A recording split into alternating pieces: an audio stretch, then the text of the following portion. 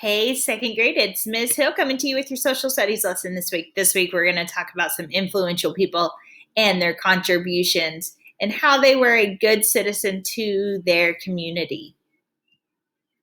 All right, guys, some vocabulary words that we need to talk about. The Navajo group of people, they were a Native American group of people from New Mexico and Arizona state regions of the United States of America. Advice is something that someone will give you maybe guidance or a recommendation on. They're giving you some advice.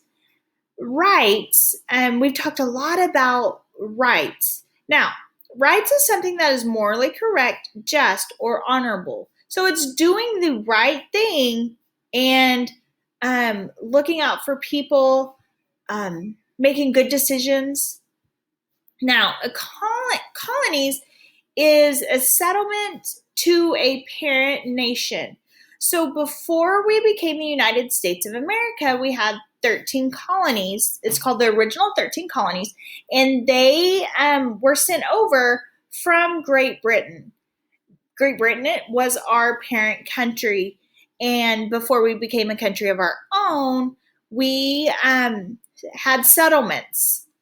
And in those settlements lived the colonists. So that is some vocabulary words for you guys this week. All right, now we're going to talk about Abigail Adams. Now, in 1775, the colonists were at war against Great Britain. That was the Revolutionary War. We were fighting to become an independent country. And during that time, Abigail gave food and shelter to the soldiers. And the colonists actually won the war to freedom. And after that, when they were writing the Declaration of Independence, Abigail would write her husband, John, letters and give him advice. She would ask him to make laws giving women and slaves more rights. Now, Abigail was married to John Adams, and their son was John Quincy Adams. Now, John Adams was actually our second president of the United States. He was the vice president to George Washington. And so he was involved in writing the Declaration of Independence. And Abigail would actually write him letters to try to help him and give him advice of what she thought needed to be in the Declaration of Independence. Sorry, guys. All right, guys, we're going to talk about the Navajo Code Talkers. Now, this was during World War I. The military used radios and telephones to communicate their battle plans. And the enemy, they were able to figure out what they were talking about. And so during World War II, they needed a different coded language that was hard to crack, so people couldn't figure out their battle plan.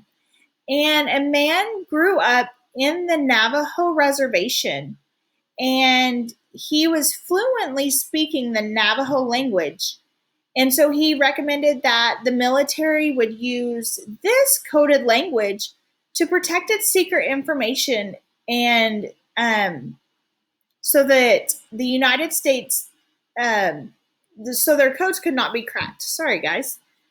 And then, so some examples of the Navajo coding strategy would be a hummingbird would stand for their jet fighter, and the word turtle maybe would mean a tank. And so you could see if somebody was listening in how that would be very confusing and they wouldn't know exactly what they were talking about. So this was how these guys were able to communicate to one another and protect our country. So they were good citizens by providing a way to protect our battle plans during a time of war. All right, these women, WASP is Women Air Force Service Pilots. That's what the WASP stands for is Women Air Force Service Pilots. Now, in 1942, the United States was faced with a very severe shortage of pilots and leaders. Now, our leaders did an experiment program to help fill the void of the shortage of pilots. They would train women to fly the military aircraft so that our male pilots could actually be on land for the combat battles overseas. And so these ladies, they were good citizens because they stepped up when their communities needed them. They were able to fly the planes and help out where they could in that area. So they were great citizens. All right. So, guys, we talked about 3 very important either groups or persons. Now, Abigail Adams, she was an upstander because she stood up for slaves and women's rights by giving advice to her husband, John Adams. And the Navajo code talkers were good citizens because they provided a language to help protect our secret battle plans and keep our country safe in a time of war. And the WASP, or the Women Air Force Service Pilots, took on a call, and they were good citizens because their country needed them, and they stood up and they said, yes, we will take that on.